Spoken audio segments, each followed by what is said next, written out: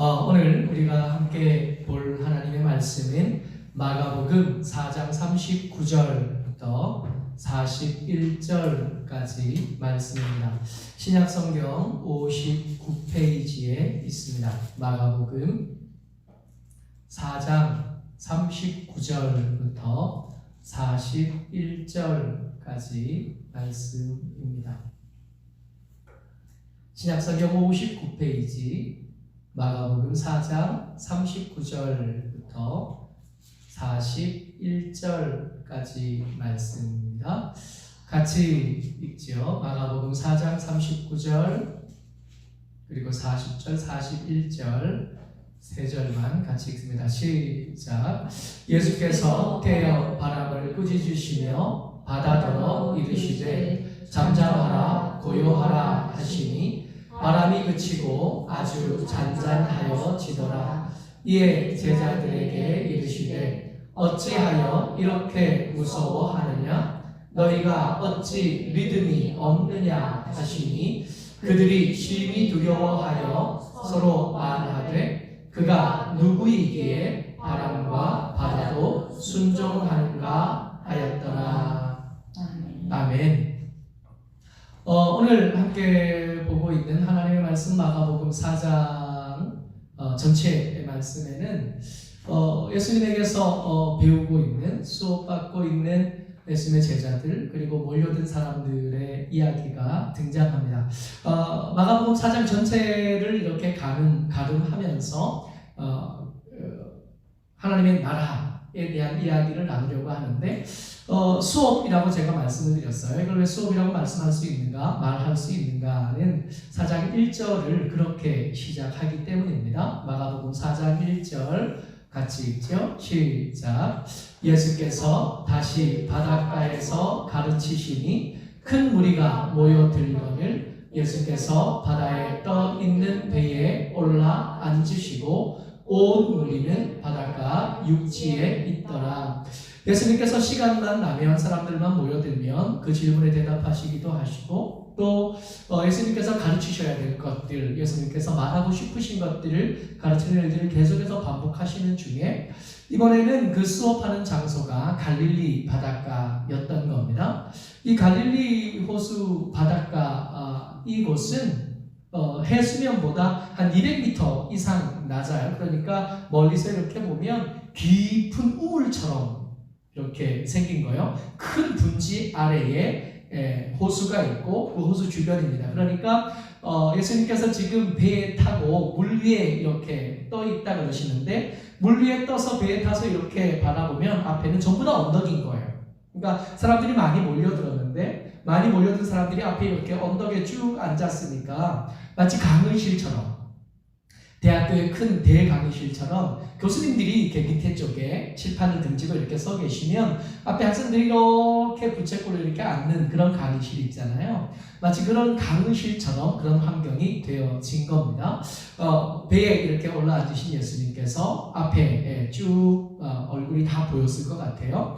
앉아있는 사람들에게 말씀하기 시작하시는데 이 4장에는 그 주제가 그 수업의 목표가 아주 뚜렷합니다. 예수님께서 여러 가지 비유를 말씀하시는 중에 그 비유를 통해서 말씀하고 싶은 건 뭐냐면 하나님의 나라인 거죠. 예수님에게서 배우는데 그 예수님께서 가르치고 싶어 하시는 것, 이 수업의 목표는 뭐냐면 하나님의 나라는 어떤 건가 이런 거 배우는 거예요. 그 여러 비유들 중에 첫 번째 등장하는 비유가 우리가 익숙하게 잘 아는 씨 뿌리는 자의 비유입니다. 잘 알죠? 씨 뿌리는 자가 나가서 씨를 뿌리는데 어떤 씨는 길가에 떨어진 겁니다.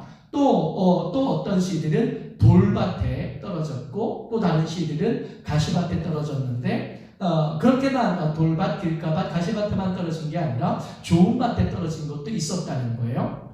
이 많은 사람들에게 쭉 말씀하신 뒤에 이 사람들이 없어지고 난 다음에 제자들과 따로 시간을 가지시고 그 제자들에게 이 비유가 무엇인지 설명하기 시작해요. 그 설명을 보면 이렇게 말씀하십니다. 먼저 길가에 떨어진 씨앗들은 뭐냐 하면 말씀을 들었어요. 말씀을 들을 기회가 있었는데 그 말씀을 와서 새들이 주워 먹었다는 겁니다. 사탄이 그 말씀이 그 속에 뿌리 내리지 못하도록 그 말씀이 그에게 영향력을 행사하지 못하도록 새들이 와서 사탄이 와서 그 말씀을 주워 먹었대요. 싹도 나지 못했으니까 열매는 당연히 기대할 수 없었을 겁니다. 돌짝밭에 떨어진 씨가 있었는데 이 돌짝밭에 떨어진 씨는 싹을 금방 냈어요. 문제는 싹이 금방 나기는 했으나 해가 이렇게 떠오르니까 금방 말라 죽었는데 이것은 말씀을 처음 들을 때는 기뻤어요. 말씀이 은혜가 되고 감동이 돼서 이 말씀이 내 말씀인가 보다 했는데 해가 떠오르니까 그러니까 환난이 시작되고 핍박이 다가오고 그렇게 말씀대로 살아야 될 환경에 부딪히니까 그것을 이겨낼 힘이 없었던 거예요. 뿌리가 깊지 못하니까 금방 타서 없어졌다고 말씀하십니다. 또 세 번째, 가시밭에 떨어진 씨가 있었는데 이것은 뿌리도 좀 내렸고요, 싹도 틔우고 이렇게 자라게 됐습니다. 문제는 이렇게 자라고 났어도 열매를 맺지 못한 것이 옆에서 자꾸 영양분을 뺏어가는 거예요. 열매를 맺으려면 특별히 더 많은 영양분이 필요한데 그 열매를 유혹이나 욕심이나 그리고 이런 핍박들에게서 자꾸 뺏기니까 끝까지 열매 맺지 못했다는 겁니다. 그런데 앞에 세 군데나 벌써 손해를 본 거 아니에요. 씨 뿌리는 자가 씨를 뿌렸는데 길가밭에 떨어진 것도 있고 돌짝밭에 떨어진 것도 있고 가시밭에 떨어진 것에서 열매를 하나도 얻지 못했어요. 그런데 그 중에 일부 몇 안 되는 것이 좋은 밭에 떨어졌대요. 근데 그 좋은 밭에 떨어진 그 씨가 몇 배를요? 30배를 혹은 60배를 혹은 100배를 거두었다는 겁니다. 앞에 손해본 것이 꽤 많기는 하지만 이 좋은 밭만 가지고도 이 씨 뿌리는 사람은 손해보지 않아. 지금 뭐 얘기한다고요? 하나님의 나라 이야기한다. 여러분 기억하셔야 됩니다. 우리가 세상에 살면서 여러 가지 일들을 합니다. 그런데 여러 가지 일들 중에 진짜로 우리에게 소득이 될 수 있는 것, 진짜로 우리의 삶과 우리의 영혼을 풍성하고 복되게 할 수 있는 것은 세상의 일이 되지 못하는 것. 어떤 것은 씨가 아예 싹도 내지 못하고 어떤 것은 잘 될 것처럼 보이지만 끝끝내 열매를 놓지 못하는 일들이 많은데 하나님의 나라의 일은 그렇지 않다는 거예요. 하나님의 일은 반드시 열매를 맺고 손해보는 일들이 많은 것처럼 보이지만 그것들이 오히려 더 많은 경우에 실패한 것처럼 보이고 잘 안 되는 것처럼 보이지만 결국 끝내고 보니까 처음 가졌던 것보다 30배, 60배, 100배의 열매를 가지게 된다. 하나님의 나라는 마치 그런 것과 같다. 다음 이야기를 계속 하시는데 예수님께서 하나님의 나라는 어떤 거냐면 마치 등경 위에 두는 등불 같대요. 절대로 이걸 숨겨질 수 없어요. 만약 여러분들과 제 가운데 그리고 세상 가운데 하나님의 나라가 제대로 정말로 하나님의 나라가 임한다면 그 하나님의 나라는 숨겨지지 않는 거예요. 우리의 표정을 통해서, 우리의 말을 통해서, 우리의 태도를 통해서, 우리의 삶을 통해서 자연스럽게 하나님의 나라는 표시할 수밖에 없는 것. 마치 등경 위에 켜둔 등불처럼 사람들에게 길을 알려줄 수 있고 사람들의 삶에 영향을 주게 되고 그들의 삶이 얼마나 더러운지 어지럽혀져 있는지 얼마나 한심한지를 보여주는 것. 하나님의 나라는 마치 등경 위에 켜진 등불 같답니다. 하나님의 나라는 또 어떻다 그러냐면 밭에 뿌려진 씨앗 같대요. 이 밭에 뿌려진 씨앗들은 언제인지 알 수 없지만 반드시 싹을 내고요. 이 싹이 난 것들이 이삭이 되어서 자라기 시작하고요. 반드시 열매를 맺는데 열매가 되면 추수할 때가 이르러서 낯을 가지고 추수할 때가 이른다는 거예요. 하나님의 나라는 시작되고 나면 중간에 고난도 많고 어려움도 많지만 반드시 끝내 진행되어져서 하나님의 역사를 따라 하나님의 섭리하시는 것을 따라 그 추수하는 때까지 반드시 도착하게 된다는 거예요. 중간에 멈추지 않습니다. 실패하지 않습니다. 하나님의 나라 어떠냐면 하나님의 나라는 마치 밭에 뿌려진 겨자씨 같대요. 이 겨자씨가 모든 씨앗들 중에 가장 작아서 이게 되겠나 싶은 거예요. 이렇게 별것 아닌 일들로 그 거룩하고 영광스러운 하나님의 나라가 별것 아닌 것 같은 사람들을 통해서 별것 아닌 것 같은 우리 같은 사람들을 통해서 이게 되겠나 싶은데 하나님의 나라는 눈에 보이는 것과 또 상관과 상관없이 마치 겨자씨 하나처럼 이렇게 떨어진 것이 자라서 나중에는 이게 풀이라고 여겨질 수 없고 나무처럼 보일 만큼 크게 자라게 됩니다. 거기에 수많은 새들이 와서 거기에 깃들었다가 쉴 수 있고 거기서 안전한 품을 얻을 수 있게 되는 것. 그게 하나님의 나라예요.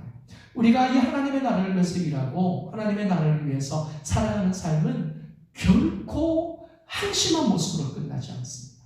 하나님께서 반드시 하나님의 아름다운 것과 풍성한 것으로 그 열매를 만들어내시는 것, 그게 하나님의 나라라는 이걸 열심히 가르치신 거예요. 수업은 끝났어요. 앉아서 듣고 메모하고 외우고 질문하고 하는 것들이 끝났어요. 이제 앉아서 듣는 수업이 끝난 다음에 실습이 시작된 겁니다. 하나님의 말씀이요. 마가복음 4장 35절 같이 읽습니다. 시작. 그날 저물 때에, 여기서 그날 할 때 이 그날은 그 수업한 그날입니다. 예수님께서 배에 앉아서 많은 사람들을 이렇게 바라보시면서 가르친 그날, 다시 시작. 그날 저물 때에 제자들에게 이르시되 우리가 저편으로 건너가자 하시니, 오타가 있었네요. 다 가르치셨어요. 다 가르친 다음에 몰려온 무리들을 떠나서 제자들과 함께 다시 배를 타고 건너편으로 이렇게 가시는 중에 다른 배도 따라오긴 했으나 예수님께서 이어서 이제 갑니다. 이제는 실습이 시작되는 거예요. 여러분, 지금 말하고 싶은 얘기는 뭐냐면 마가복음 4장의 전체를 통해서 예수님께서 여러분들과 저 제자들과 함께한 사람들에게 뭔가 가르치고 싶은 것이 있으시고 그 가르침의 연장선에 배를 타고 지금 건너편으로 가고 있다는 겁니다. 그렇게 가는 중에 뜻하지 않고 원하지 않았던 걸 만나는 거죠. 마가복음 4장 37절입니다. 시작. 큰 광풍이 일어나며 물결이 배에 부딪혀 들어와 배에 가득하게 되었더라. 뭐를 만나요? 큰 광풍을 만나게 되었다는 겁니다.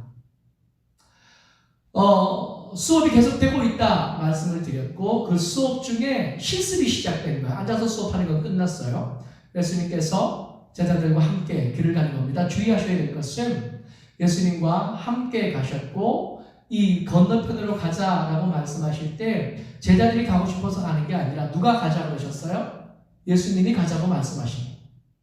그러니까 제자들이 마음대로 길을 선택하거나 제자들이 아직 성숙하지 못하기 때문에 성숙하지 못한 제자들이 제안하거나 한 것이 아니라 누가요? 예수님께서 주도하시고 예수님께서 선택하시고 예수님께서 제자들과 따로 함께 배를 타셨고 그 배를 타고 건너편으로 가는데 뭘 만났다고요? 큰 광풍을 만났다는 겁니다. 아까 말씀드렸던 것처럼 이 갈릴리 호수는 이게 푹 패여진 배가 해수면보다 한 200m보다 더 낮은, 그래서 여기가 한번 바람이 불기 시작하면 미친 바람이 불어요. 그러니까 헐몬에서 차가운 바람이 이렇게 내려치면 그렇게 넓지 그렇게 크지 않은 이 호수가 뒤집어지기 시작하는데 어마어마한 파도가 칩니다. 신대원 졸업할 때 졸업여행으로 여기를 가봤는데 여러분 그 파도가 웬만한 바다에서 치는 파도보다 훨씬 더 높아요. 거기서 이제 그 옆에 이제 산장 호텔에 이렇게 묵으면서 그 갈릴리 호수에서 수영할 수 있는 기회가 생겨서 오후 저녁쯤에 이렇게 들어가서 수영을 하는데 너무 재밌는 거예요. 뭐가 재밌냐면 파도 타기가 재밌는 거예요. 저 건너편이 보일 만큼 작은 호수입니다. 그러니까 어마어마한 이게 우리가 봐서는 이걸 바다라고 부를 수 없을 만큼 그렇게 크지 않아요. 건너편에서 이게 도로가 있는데 차가 이렇게 지나가는 게 보일 만큼 이게 만한 호수예요. 근데 거기서 파도가 치는데 이렇게 티브를 타고 막 물가로 들어갔다가 파도에 몸을 맞고 휙 떠가지고 이렇게 강변, 호수변, 해변 이렇게 밀려 나오는데 바닷가는 여기가 모래가 있어서 덜 까질 텐데 문제가 이게 파도에 떠밀려가지고 해변에 이렇게 떠내려오면 거기가 다 모래가 아니라 흙이고 돌이니까 이게 다 까질 만큼 심한 파도가 쳐요. 그러니까 호수인데 가끔씩 미친 바람이 불 때면 여기처럼 위험한 곳이 없는 거예요. 제자들 중에 다수가 이 호수에서 업으로 잔뼈가 굵은 사람들입니다. 그런 사람들도 가끔씩 이런 바람을 만나는데 도무지 통제할 수 없는 바람을 만나요. 제가 수업 중이라고 말씀드렸어요. 이 수업 중에 예수님께서 실습 교재로 뭘 선택하셨냐면 큰 광풍을 선택하셨다는 겁니다. 이 큰 광풍은 이게 큰 광풍이 불었다 그러면 어떤 생각하기야? 우리가 죄를 지어서 하나님께서 심판하시고 하나님께서 재앙을 내리셨구나. 지금 그런 분위기가 아니라고요. 지금 예수님께서 제자들과 함께 타고 있는 이 배가 만난 광풍은 예수님께서 뭔가 가르치고 싶어서 가지고 온 실습 교재인 겁니다. 심판하고 상관없어요. 여러분, 우리가 지금 경험하고 있는 이 어려운 시국들이요, 물론 하나님의 뜻을 우리가 다 알 수는 없어서 어떤 사람에게 이게 재앙이 될 수도 있겠고 어떤 사람에게는 실습 과학 교재가 될 수도 있다는 겁니다. 그러니까 이것을 몽땅 모아서 이것은 하나님의 심판입니다 말하는 것은 합당하지 않아요. 예수님께서 제자들과 함께 계시고 그 제자들의 앞길을 예수님께서 주도하시고 길을 준비하셨다가 배를 타고 건너는 중에 만난 광풍. 두 번째요, 같이 읽습니다. 4장 38절 시작. 예수께서 고물에서 베개를 베고 주무시더니 제자들이 깨우며 이르되 선생님이여 우리가 죽게 된 것을 돌보지 아니하시나이까. 여러분, 어부였던 아주 능숙하고 실력 있고 근성 있는 어부였던 제자들이 감당할 수 없는 바람이 불어요. 이 물이 미친 듯이 뛰어옵니다. 근데 이상한 것은 여러분, 거기에 배가 얼마나 컸을까? 여러분 생각해 보세요. 작은 호수예요. 그렇게 큰 호수 아니에요. 거기에 막 엄청난 군함이나 엄청난 범섬이 떠 있지 않아요. 고만고만한 배였을 겁니다. 우리가 쉽게 머리에 떠올릴 수 있을 만하고 쉽게 바닷가 가면 볼 수 있을 만한 작은 배. 여러분, 거기에 배가 어부가 거기에 익숙한 어부들이 감당할 수 없을 만큼 배가 흔들리는데 예수님 뭐하고 계신다고요? 주무시고 계십니다. 생각해보세요. 물이 튀지 않았을까요? 예수님께 베개를 베고, 그러니까 작정을 하고 주무시는 거예요. 그러니까 어쩌다가 잠이 드신 게 아니라 난 잘 거야 하고 결정을 한 다음에 머리에 벨 만한 것을 찾아서 머리에 벤다고 주무셨다고요. 그래서 주무셨는데 배가 흔들려요. 여러분, 이게 작은 배가 흔들리다는데 웬만큼 이렇게 슬렁슬렁 흔들렸다면 제자들이 꿈쩍도 안 했을 겁니다. 그냥 이게 잘 건너갔을 거예요. 근데 배가 뒤집어질 만큼 흔들렸어요. 예수님 주무신다 한번 생각해보세요. 이게 주무시다가 이렇게 흘리면 이렇게 되지 않았을까요? 물도 막 튀어요. 그래도 안 깨시는 거예요. 오죽했으면 이 능숙한 어부인 이 제자들이 하다가 안 되니까 예수님을 깨우는데 선생님 우리가 죽게 된 것을 돌보지 아니하시나요? 두 번째 실습 교재가 등장하는데 뭐냐 하면 주무시는 거예요. 오해하면 안 되는 것은 예수님이 함께 계시지 않느냐, 그건 아니에요. 분명히 거기 계셔요. 제자들과 한 배를 타고 계셔요. 근데 돌아보지는 않고 계셔요. 제자들이 어려움을 당하는 것을 예수님이 모르시느냐? 아니요, 그럴 리가 없어요. 도대체 얼마나 더 깊이 자면 거기서 안 깨시냐? 그러니까 안 깨시는 게 아니라, 예수님은 의도적으로 주무시고 계시는 거예요. 제자들이 미워서 여기서 이참에 믿음 없는 것들, 예를 들어 끝까지 인간 안 될 가련이다 여기서 빠뜨려주고 이런 거 아니라고. 예수님께서 제자들이 미워서 없어지셨거나 그런가, 그 안에 계셔요. 근데 대답하지 않고 계십니다. 우리가 환난이라고 생각할 만한 여러 가지 것들 중에 여러분, 큰 광풍 혹은 예수님의 침묵, 우리가 열심히 기도하는 중에 하나님께서 응답하지 않으시는 것 같은 때를 때때로 만납니다. 그런 때를 만나면 우리가 제일 먼저 떠오르는 건 뭐냐면 하나님께서 심판하신 것, 하나님께서 우리를 징계하신 것. 여러분, 전부 그런가요? 그렇지 않아요. 지금 그렇고 계시지 않아요. 예수님께서 우리를 버리신 거다. 그런가요? 아니요. 예수님 그 배에 함께 계십니다. 예수님께서 그 배에 함께 계시는데도 풍랑은 왔고요. 예수님께서 그 배에 함께 계시는데도 응답하지 않고 계십니다. 예수님 침묵하고 계시는 겁니다. 제자들이, 이 능숙한 어부인 제자들이 도무지 이 배를 통제할 수 없어서 손을 놓아버렸어요. 포기했어요. 생각했습니다. 아, 죽겠구나. 더 이상 내가 어찌할 수 있는 상황을 넘어섰구나. 그럴 때 예수님께서 깨신 겁니다. 그리고 바람과 바다에게 말씀하십니다. 뭐에게요? 바람과 바다에게. 바람이 대답할 수 있어요? 바다가 대답합니까? 근데 예수님께서 의도적으로 깨지 않고 계시던 그 예수님께서 통제할 수 없는 상황, 이제 죽겠구나 하고 확신이 들 만큼 그렇게 된 뒤에 예수님께서 깨셔서 바람에게 말을 것이고 바다를 꾸중하기 시작합니다. 주의할 것은 제자들을 꾸중하고 있는 게 아니라 먼저 누구에게요? 바다에게, 바람에게 꾸중하기 시작하신 겁니다. 같이요. 마가복음 4장 39절 말씀입니다. 시작. 잠잠하라 고요하라 하시니 바람이 그치고 아주 잔잔하여 지더라. 여러분, 바람한테 말을 걸면 바람이 대답하고 그 말에 따라 주나요? 바다에게 말을 걸면 바다가 그 말을 듣고 반응해 주나요? 예수님께서 지금 의도적으로 이 스스로 통제할 수 없는 상황까지 제자들을 몰아붙이신 다음에 보여주고 계시는 겁니다. 내가 누군지 아느냐?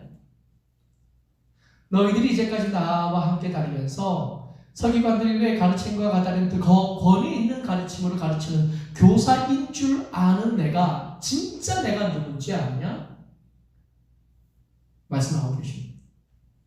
예수님 따라다니면 병도 고칠 수 있고, 예수님 따라다니면 먹을 것도 얻을 수 있고, 예수님 따라다니면 이것저것 유명해질 수도 있고, 더 수준 있는 강의를 들을 수 있는 그런 줄만 안, 우리보다 조금 더 훌륭하고 우리보다 조금 더 능력 있는 그런 분인 줄 알았던 제자들이 이 장면을 보면서 다시 생각하게 되는 거예요. 예수님은 누구신가?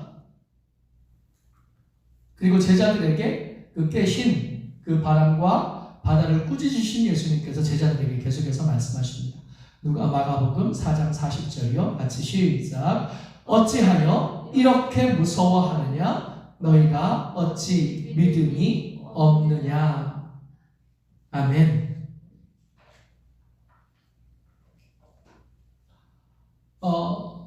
여러분 한번 말씀을 자세히 보십시오. 제자들이 지금 뭐가 무서워서 예수님을 깨웠어요?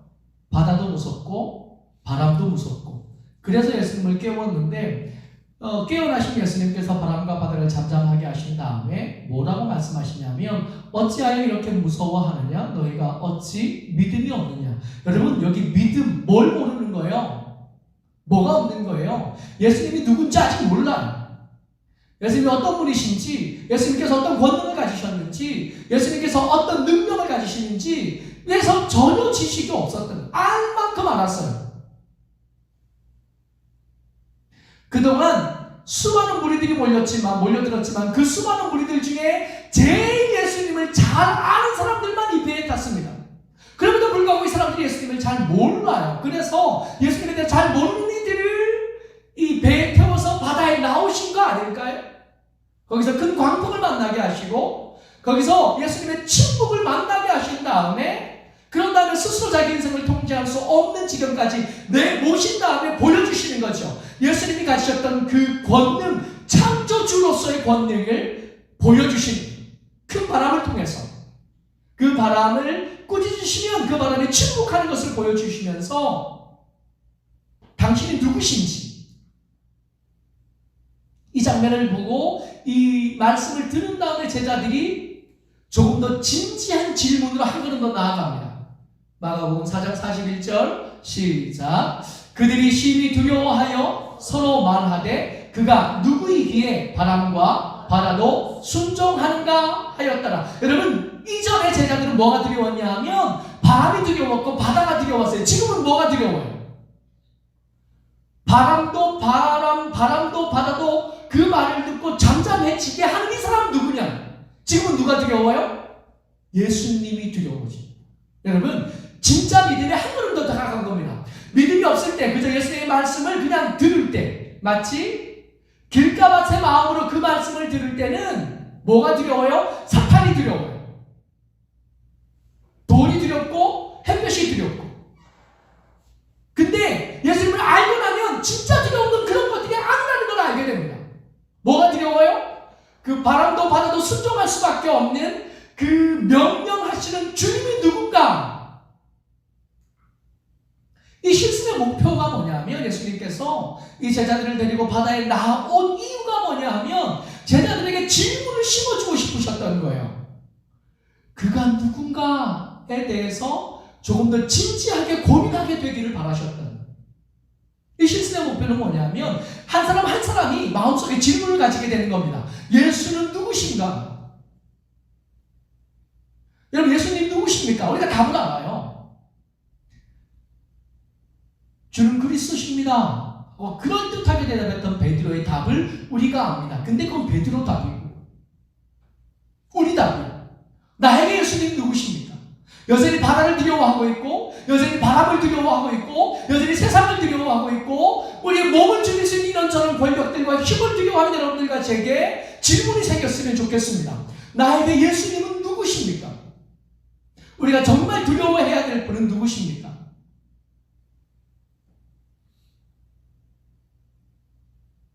우리가 지금 어려움을 당해요.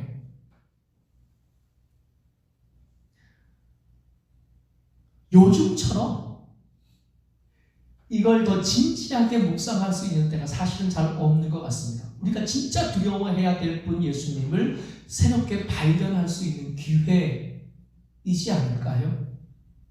이것이 재난이고 심판이고 환난이고 물론 그럴 수 있습니다. 하지만 그것만 있느냐? 그렇지 않다. 예수님의 말씀을 듣기는 하고 예수님을 알기는 하고 예수님을 고백한 적도 있어요. 그러나 아직 주께서 여전히 내게 왕이 아니시니 주께서 내게 여전히 하나님의 그 제사장이나 선지자가 아닌 아직 내 주장이 더 강하고 내 고집이 더 강한 여전히 세상을 더 두려워하고 예수님 두려울 줄 모르는 여러분들과 제가 이제 가만히 서서 진짜 두려운 게 누구냐 묵상할 수 있고 찾아낼 수 있고 우리의 믿음을 새롭게 세울 수 있는 기회이지 않을까 말입니다. 오늘 수요예배의 문제는 예수님께서 제자들에게 이 질문이요. 예수님이 진짜 예수님은 누구신가 하는 이 질문을 심어주기 위해서 예수님께서 사용하신 교재가 두 가지가 있다 그랬습니다. 그 두 가지를 제일 먼저 카톡방에 올려주신 분들에게 치킨 세트를 보내드리도록 하겠습니다. 모쪼록 저와 여러분들 주의 은혜 가운데 이 말씀 속에서 우리 속에 질문 하나씩 가지게 될 수 있기를 주의 이름으로 축복합니다. 만약 그럴 수만 있다면 이 코로나19로 말미암아 코로나19 때문에 함께 모여서 예배하지 못하는 우리가 끝나거나 다시 모일 수 있게 되었을 때 그때 우리의 믿음은 지금보다 더 아름다워져 있을 것을 저는 확신합니다.